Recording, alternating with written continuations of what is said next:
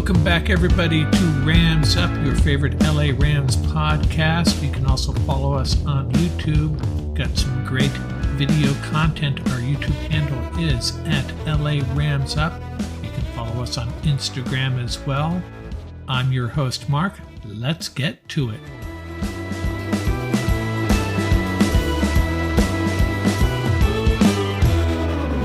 Welcome back, everybody. We have a bit of a hodgepodge of an episode here for you today. We'll obviously recap all of those divisional round playoff games.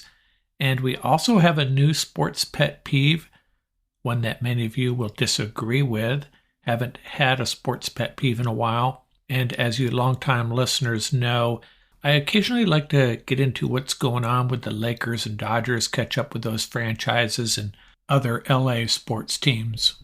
Haven't done that in a while either, but instead of dedicating an entire segment to one of those teams, we're going to introduce a new segment this episode. I'm calling it our LA Roundabout. We'll just take a quick spin through the LA sports world, touching on a bunch of teams real quickly, just for fun.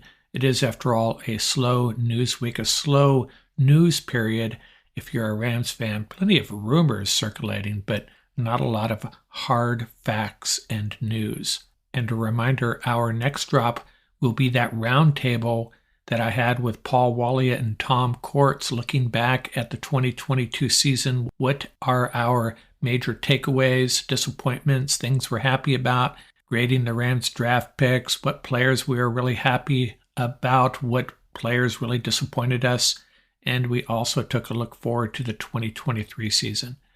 And before we move on to some Ram news and notes, a reminder, please follow our YouTube channel. We have content dropping there a couple times a week, including our Fearsome 4 questions and our mock drafts. Speaking of mock drafts, I've posted 8 in one way or another, and the next 6, this is what I'm going to do. I have identified 3 key positions that the Rams will likely draft: tight end, edge, and cornerback. In no particular order. The 4th would be defensive line. And so these next 6 drafts, what I'm going to do is I'm going to draft tight end, edge, and cornerback in all possible orders, all possible combinations, and the 4th pick will be defensive line in each case. And then I'm going to evaluate afterwards which order is ideal for the Rams. That'll be taking place over the next couple weeks. And if you want to follow along on a regular basis, you got to follow the YouTube channel. I'll be posting some results on these podcasts, but these podcasts only drop twice a week, so you may miss some content there. Get into some Rams and NFL news.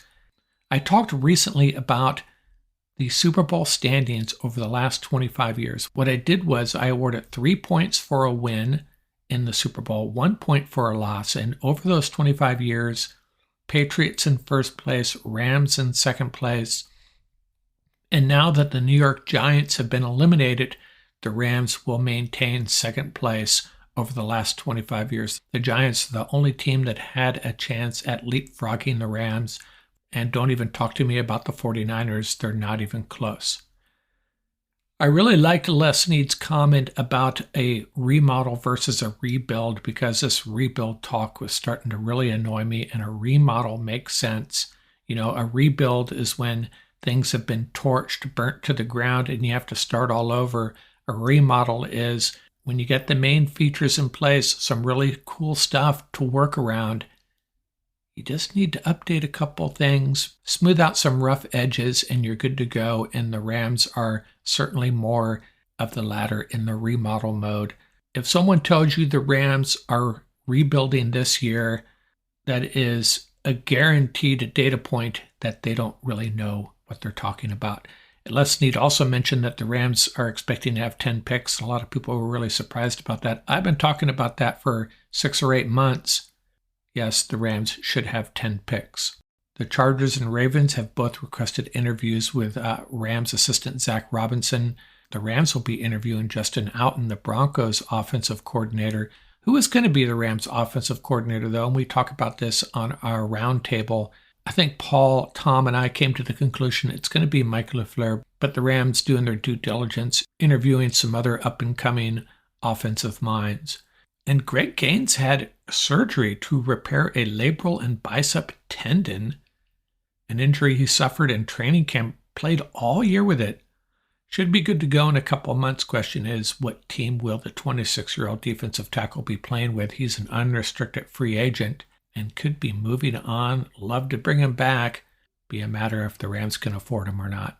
And all this talk about Jalen Ramsey moving on, where did this come from? Is it because of his tweet that he tried to clarify later on?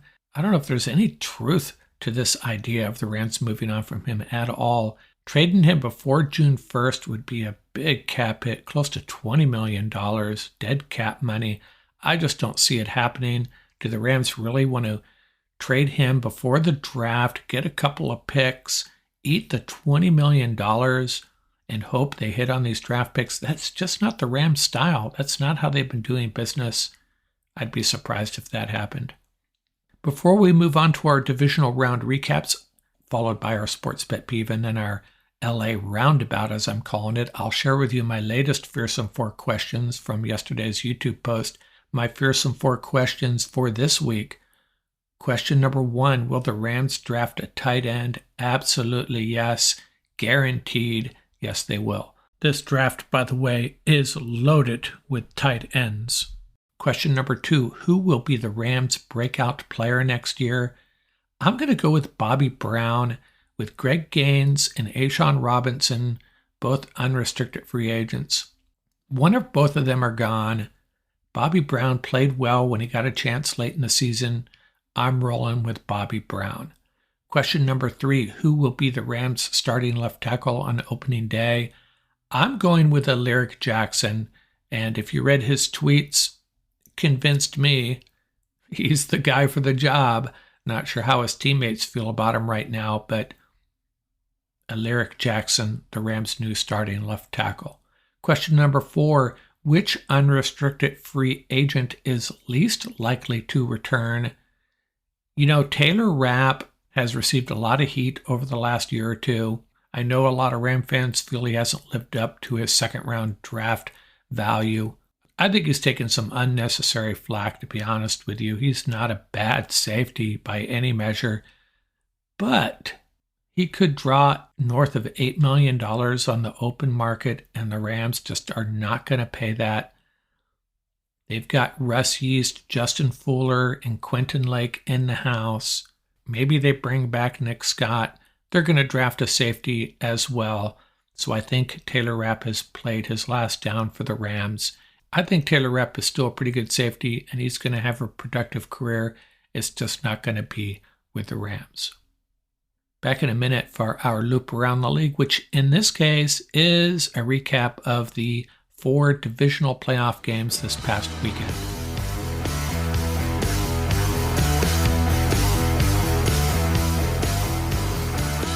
We have our NFC and AFC championship matchups set.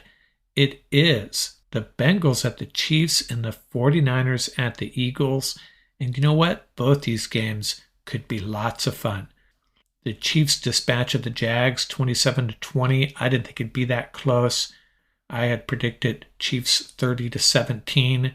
If you're a Jags fan, you can be disappointed, but you also have to be happy that your team and your quarterback have perhaps turned a corner. 2023 could be a big year for the Jags. That division is pretty darn weak, and the Jags have the best quarterback in the division by far. Now, on the other hand, if you're a Chiefs fan, you can be happy your team advanced, but you got to be a little bit worried about Mahomes' ankle. And this Bengals team, they are flying high right now. Chiefs open up as slight favorites, but I don't know. This Bengals team is the real deal. In this game, Isaiah Pacheco, 95 yards rushing. Travis Kelce, 98 yards receiving and 2 TDs. And is it time to crown Travis Kelce as the greatest tight end ever? I know it's been discussed. Some people have thrown it out there. And I think at this point, it's a done deal. Kelce is the best ever. The Eagles hammered the Giants 38-7. I had it a little bit closer, 31-17. And this is what happens when you have a superior team with an extra week's of rest, playing at home, not really a fair match. Jalen Hurts easing concerns about his shoulder injury early on. This Eagles team just plays complementary football. They are good in all aspects of the game. And then this Kenneth Gainwell, a guy that we don't really think much about, 112 yards rushing. And we got to start talking more about outside linebacker Hassan Reddick, 5 tackles and 1.5 sacks in this game. He is an elite defender. This Eagles team has a quarterback. They have the wide receivers. A.J. Brown, what an addition he was. The running backs, the tight end, and a very good defense. This defense, by the way, was 1 yard behind the 49ers in the rankings as far as yards allowed per game.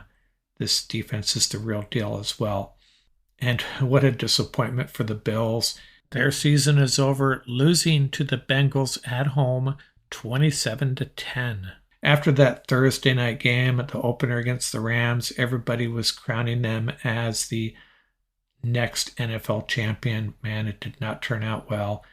Joe Burrow is better than Josh Allen at this point, isn't he?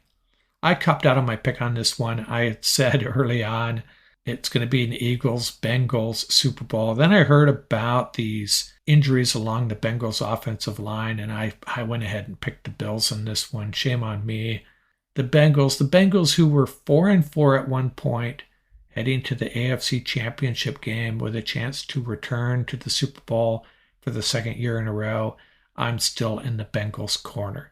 And the Bengals have a secret weapon, their defensive coordinator, Lou Anarumo, getting it done. One of the best in the business. He needs to start getting more recognition. And the Cowboys at the 49ers, kind of an ugly game. 49ers come away with a 19-12 win. I picked the Cowboys. I picked with my heart, guilty as charged.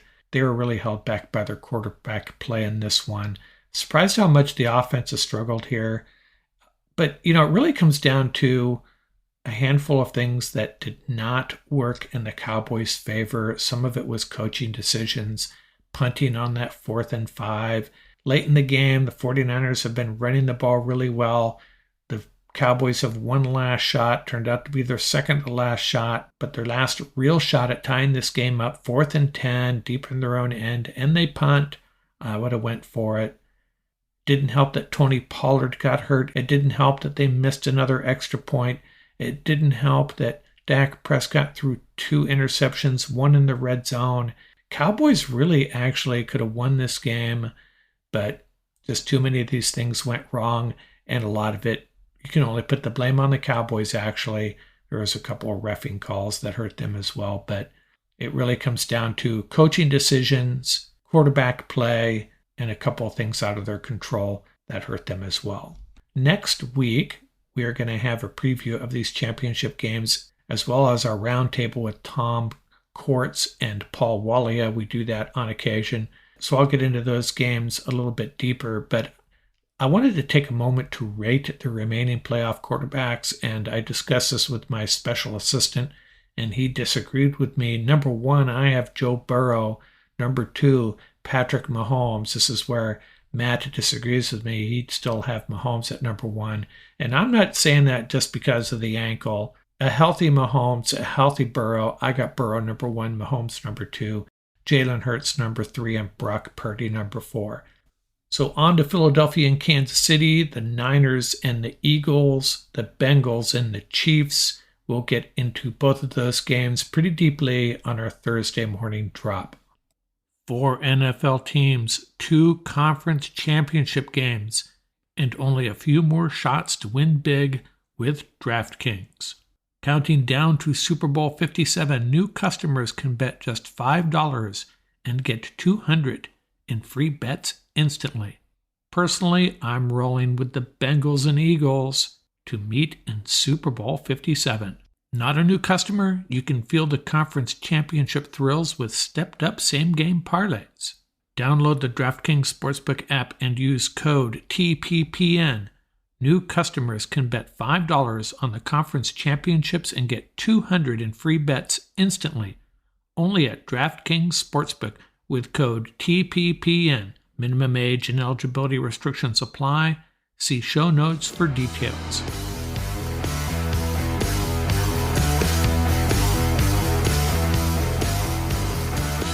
When I started this podcast, I had a regular feature called my Sports Pet Peeves, and I think I went through 30 or 40 of them. There were so many that I had collected over the years, and I couldn't wait to get off my chest. It's getting harder and harder to do that, running out of Sports Pet Peeves, but I did think of one the other day, late in that Viking-Giant game. Vikings are facing a 4th and 8, their season on the line, and Kirk Cousins dumps the ball off to TJ Hawkinson for a 3-yard gain. The pass was thrown well short of the line to gain, and Hawkinson was tackled, and basically the Vikings season was over. And I'm going to go a different way than you think I'm going to go on this. My sports pet peeve is not quarterbacks throwing short of the line to gain in situations like that. In this case, it was a bad idea to throw short to your tight end. But my peeve is this: announcers and color commentators who jump all over offensive coordinators, quarterbacks, and receivers that run these routes for running a route that's short of the line to gain in the first place. Now, I understand it's a bad look, and your initial reaction is, why are you throwing to a receiver 6 yards downfield on 3rd and 12? And I did some research on this, and absolutely yes, the data shows that you are better off throwing beyond the line to gain in the first place, have the air yardage exceed the distance needed for the first down. So in other words, 3rd and 12, your receiver has to run at least a 12-yard route if you want to maximize your chances of a first down. Now that may seem logical, but how many times have we seen a receiver, let's say Cooper Kupp, catch the ball 5 yards downfield on a 3rd and 11 and get the first down? Again, I understand that the ideal route is beyond the marker, but my peeve is every announcer that I've ever heard will criticize a route that's short of the line to gain as if it's an attempt that's destined for failure when it really isn't. And obviously there's a lot of plays where the defense is just taking away those routes, so your only option is to hit the underneath route and hope your receiver gets some yards after the catch and gets the first down. Seen it plenty of times. Happens pretty often, really, especially with this Rams team. And every time it doesn't work, criticism from all quarters on what a horrible route on 3rd and 9.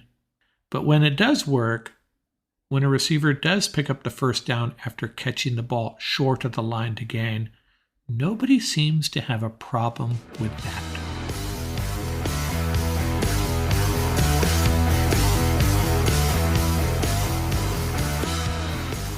You know, I like to touch on all of the LA sports teams on occasion. Haven't been doing that in a while, but this is what I decided I'm going to do this episode, a slow news week for our Los Angeles Rams. I'm going to go around the horn really fast on every other SoCal sports team of note. And if I left out one of your favorite teams, send me an email and I'll make sure I include them next time. We'll start with baseball. The Los Angeles Dodgers. I was looking at their current projected lineup, and with Justin Turner and Trey Turner moving on, the Dodgers have to be counting on J.D. Martinez to come through on the right side of the plate. That was their Achilles heel back in the day. Against left-handed pitching, they just didn't have the right-hand bats like they did from the left side with Bellinger and Seager and Muncy. And they may be back in that hole again from the right side. The two Turners were a big boost to their right-handed hitting. Another right-handed guy that may have to step up is Miguel Vargas, the youngster. See if they can find a spot on the infield for him to play. The California Angels, with Ohtani and Trout, the Angels basically have Jalen Ramsey and Aaron Donald on their team, but can't get a sniff of the playoffs, and this is probably Ohtani's last season with the Angels. Poor Mike Trout. The LA Kings, they took Kevin Fiala off of Minnesota's hands last summer in a trade, and it's turning out to be a great move. He leads the team in goals and points, and they've signed him to a 7-year deal, and the Kings are in the playoff hunt. The Anaheim Ducks, not so much. One of the worst teams in the league, but they got to be thrilled with the rookie Mason McTavish and the prospect of a draft lottery situation, the possibility of landing Connor Bedard. He will definitely be the number one pick. McTavish, by the way, has 26 points in 41 games. That stat may be a little bit outdated. The LA Clippers were one of the favorites to advance to the NBA Finals this year, but they've really got bogged down by their obsession with load management, and guys have been banged up as well. Leonard and George have yet to play together in 4 consecutive games. If I was a Clippers fan, I'd be optimistic. I still think they have one of the better rosters, but the Western Conference is wide open, and the Grizzlies and Nuggets are heads and shoulders above them right now. The Clippers should be right there with them and just not feeling it right now for this basketball team. Now, the Lakers are an interesting case. If you're a Laker fan, you got to feel a little bit optimistic. They've had a handful of games slip away from them late, but they're in these games, and they are playing some really good teams tough. They just beat the Grizzlies. They finally closed out a game. So you got to be happy. They've lost so many games where they had a shot at the end and couldn't close. And this has been largely without Anthony Davis, who was dominating before he got hurt. So if he comes back and they start closing out more of these games, Lakers could be a playoff team. And again, it's a wide open conference. They could actually have a shot to win a couple of series. UCLA basketball on their way to a potential number 2 seed. If you haven't watched this team, they are such a joy to watch. Adam Bona, the big guy in the middle, wow, he is a talent. One of the best big guys in the country already. They just had a tough loss at Arizona, but this Bruins team is for real. They are so scrappy, such a different mindset with any team coached by Mick Cronin. They are tough, they are hard-nosed, they play relentless defense, and they never feel like they're out of a game. Fun to watch. And the USC Trojans basketball team, they're on their way to a potential NCAA berth as well. Right now, I saw them pegged as potentially in a play-in game. They're 6-3 in the Pac-12, 14-6 overall. They have a big game coming up with the Bruins January 26th at the Galen Center. The Bruins won the first match 60-58. USC football, early signing date, not all that exciting for the Trojans, but they got some early commits, right? And they also got a commit from Malachi Nelson out of Los Alamitos High, the heir apparent to probably the best quarterback in college football next year, Caleb Williams, the 2024 number 1 pick in the NFL draft. And UCLA football, they really pulled off a coup. 5-star quarterback Dante Moore out of Detroit, Michigan, flipped his commitment from Oregon to UCLA. That is a big win for the Bruins. And maybe this is a result of that move to the Big Ten, perhaps. That's my walk through all these other LA teams. Hope you enjoyed it. We don't do this very often. Just want to shine a spotlight on these other teams once in a while before we start gearing up for NFL free agency and the draft. That's going to do it for this episode. Remember, you can reach us at ramsuppodcast@gmail.com. Visit our website at ramsup.com. And don't forget about our YouTube channel. Our handle is at laramsup.com. Till next time, keep the horns up, stay safe, and have fun out there. Music courtesy of the YouTube audio library. Tracks featuring Bar Crawl by Track Tribe, Buckeye Bonzai by Vans in Japan, and Crimson Fly by Huma.